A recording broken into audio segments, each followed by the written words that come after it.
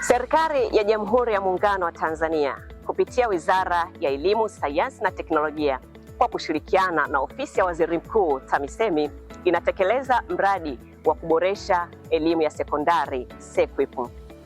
Mradi huu unafadhiliwa na Benki ya Dunia ukilenga kuboresha mazingira ya ujifunzaji katika shule za sekondari nchini. Nikukumbushe tu kwamba sambamba na lengo hili, serikali inahamasisha vijana ambao walikatisha masomo kwa sababu mbalimbali kujiunga na elimu nje ya mfumo rasmi ili kuwawezesha kumaliza kidato cha 4 na kuwawezesha kujiunga na kidato cha 5 au vyuo vya kati kusomea fani mbalimbali. Hii leo tumetembelea kituo cha Muungwana kinachopatikana jiji la Tanga. Kituo hiki ni miongoni mwa vituo 191 nchini ambavyo vinatoa elimu nje ya mfumo rasmi kuwawezesha vijana kupata elimu na stadi mbalimbali kuwezesha maisha yao yaweze kuwa mazuri. Ungana nami Veronica Chitunda tuweze kusikia hadithi nzuri za mafanikio kwa vijana wetu ambao wanatamani kufikia ndoto zao za mafanikio katika uwanja huu wa elimu. Katika mkoa wetu wa Tanga tunatekeleza mradi wa SEQUIP katika vituo 10 vilivyopo katika mkoa huu wa Tanga. Tunaishukuru serikali kwa mradi huu mzuri. Mradi huu mzuri umesaidia kurejesha matumaini kwa watoto wetu wa kike na wa kiume waliokatiza masomo kwa sababu mbalimbali. Tumefanya uhamasishaji kwa kuwapata hawa mabinti pamoja na watoto wa kiume kupitia asasi za kidini, kupitia viongozi wetu wa mkoa na tumeweza kupata jumla ya wanafunzi 370 katika mkoa huu wa Tanga. Tunashukuru sana serikali ya Jamhuri ya Muungano wa Tanzania chini ya uongozi wa Rais wetu mpendwa Daktari Samia Suluhu Hassan kwa kuwarejeshea tabasamu hawa watoto wote wa kike na wa kiume waliokatiza masomo kwa sababu mbalimbali. Kwa majina naitwa Batuli, nina miaka 22, natokea Mikanjuni. Mimi nina mtoto mmoja anaitwa Mishi. Safari yangu ya kukatisha masomo, nilikuwa na ujauzito, ikabidi niache shule. Nilipata mimba nikiwa form 1. Kuna mvulana wangu nilimwamini kwa kila kitu, ila huyo mvulana alinidanganya na kunilahai. Nikaamua niache shule form 1.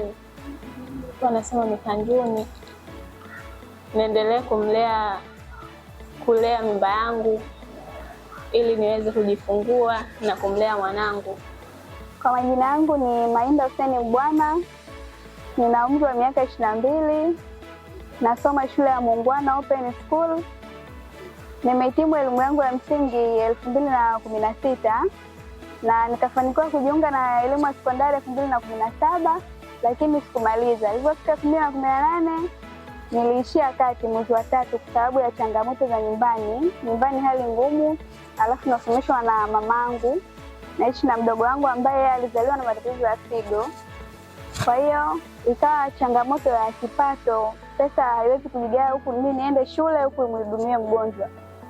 Na mamangu alipata ajali, alivunjika mguu.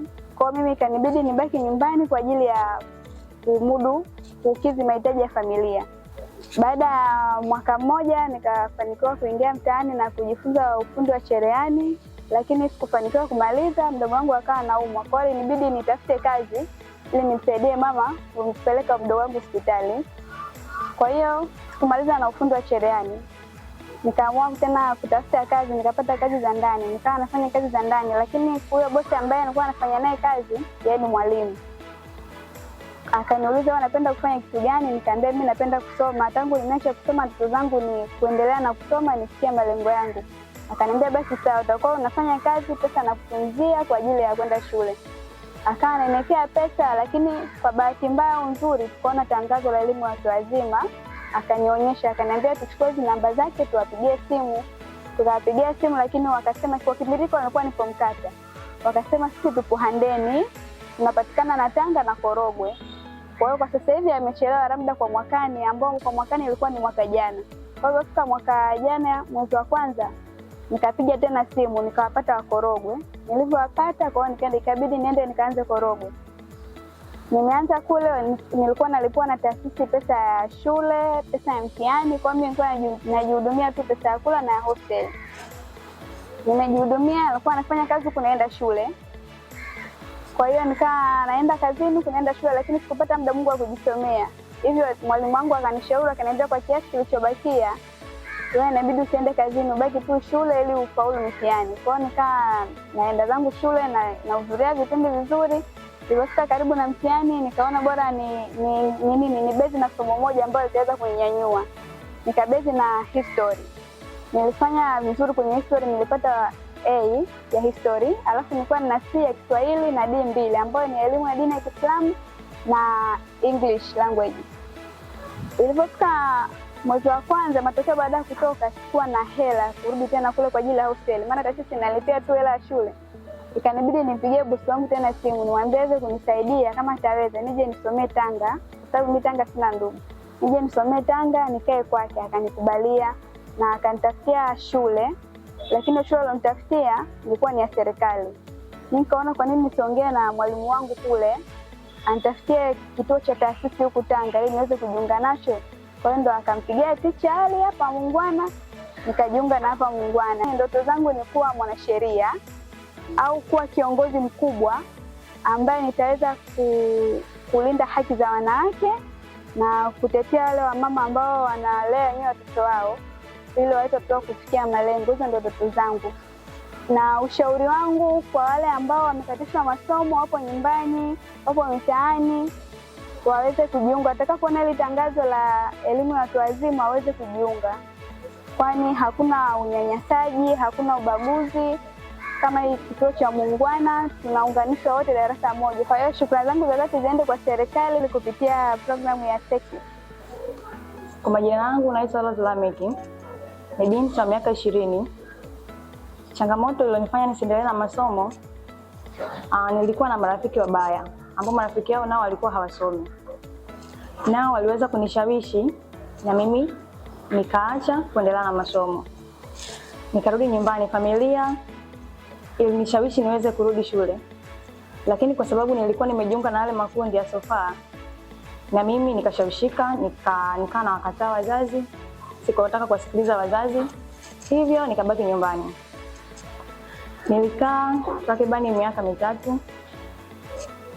Kati ya kukaa huko, wazazi wakaamua nipeleke kwenye mafunzo ya kushona. Nikaenda kujifunza mafunzo ya kushona kwa mwaka mmoja. Nikarudi nyumbani. Nikakaa tena, mama akasema tumpeleke kwenye fani nyingine, tena nikabaki kwenye fani ya kusuka. Nikakaa, nikakutana na fursa za blaki ya kusaidia mabinti. Nikaingia, na waliweza kunisaidia kunipeleka VETA kwenda kupata mafunzo ya cherehani kwa kuwa nilichaguliwa kupata cherehani. Hivyo waliweza kunipeleka VETA kwa miezi 3 short course, nikaenda na wakanipa cherehani. Na pia nilikaa ndani ya mwaka mmoja nikasikia kuna fursa, niliweza kujiunga na mradi wa security. Ukaweza kunisaidia kuendelea na masomo yangu. Hivyo basi, na washauri vijana wenzangu ambao mnaniona na kuniangalia, ambao mko majumbani hamkuweza kuendelea na elimu, ninawakaribisha katika mradi huu, mje mjiunge na masomo yenu tuweze kuendelea na masomo. Maana elimu haina mwisho, haiangalii mkubwa wala mtoto. Karibuni sana. Naitwa Hamida Yasini. Niko kidato cha 4. Nilikatisha masomo yangu hapo awali. Nilikuwa nasoma shule huko Iringa, nikasoma, bahati mbaya nikaishia njiani kwa sababu wazazi wangu walishindwa kunipeleka shule. Nikawa naenda shambani kulima, kwenye vibarua hivyo. Kwa hiyo nikajikuta shule siendi tena kwa sababu sipati hela kula madaftari nini. Kwa nikajiingiza na kwenye vibarua mtaani. Nikaja Muungwana kusoma form 2, nikasoma. Japokuwa ada ilikuwa ni mtihani kidogo hivyo, nikasoma ndio nikasikia kuna shirika la taasisi, nikajiingiza huko ili niendeleze kusoma. Maana hapo mwanzo nilikuwa sipo vizuri kwenye masomo kwa sababu kuna muda narudishwa ada. Kwa hiyo ule muda wa kusoma wenzangu wanasoma, mimi nakuwa nipo nyumbani na ada mpaka nipate ada ndo nirudi shule. Kwa hiyo ikawa naenda hivyo mpaka nikafanya mtihani wa form 2, Mwenyezi Mungu akanisaidia nikapita. Nikasema sasa hapa nishapita, sasa nani wa kunilipia ada? Sasa hivi sijatafuta tena kibarua chochote, nikaa tu nipo nyumbani. Ninaishukuru serikali kwa kutuletea mradi ya kuboresha elimu ya sekondari. Umenipa fursa mimi kwa kurudi tena shule kusoma ili nifikie malengo yangu. Hapo baadaye napenda kuwa mwalimu wa hisabati, history, geography na Kiswahili ili nije nifundishe jamii na vizazi vijavyo. Kufeli sio mwisho wa maisha, hapana. Nawashauri vijana wenzangu wale waliofeli hapo awali waje wachangamkie fursa ipo, waje wasome wapate elimu.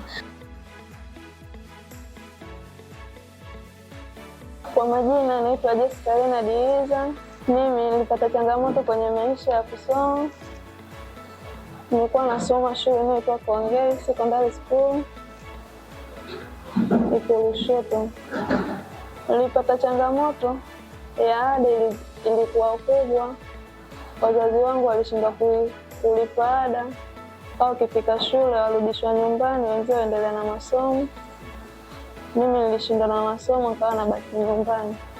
Nikapata rafiki akanishauri kuna shule ipo Tanga, waweza ukachukuliwa. Nikaenda kumshauri mamangu, akaniambia kwa sababu umepata nafasi waweza ukaendelea na masomo yako uje kutimiza ndoto zako. Kaka zangu pia wakanishauri na ndugu zangu wakaniambia nenda kasome utimize ndoto zako. Namshukuru Mungu nilikuja kusoma, ndugu zangu walinisapoti, ninapokuwa na changamoto walinisapoti, nikaja kusoma shule hii. Nilianza kidato cha kwanza, kasoma cha kwanza na cha pili, nikaja kuandika mtihani. Kwa sasa niko form 4. Namshukuru Mungu matokeo yangu yalitoka vizuri, nimefaulu. Natamani kumaliza form 4, nije kuwa na matokeo mazuri, nitimize ndoto zangu. Natamani nikija kumaliza shule, nije kutimiza ndoto yangu ya kuwa mwanajeshi. Napenda kuja kulinda taifa langu na rais wangu.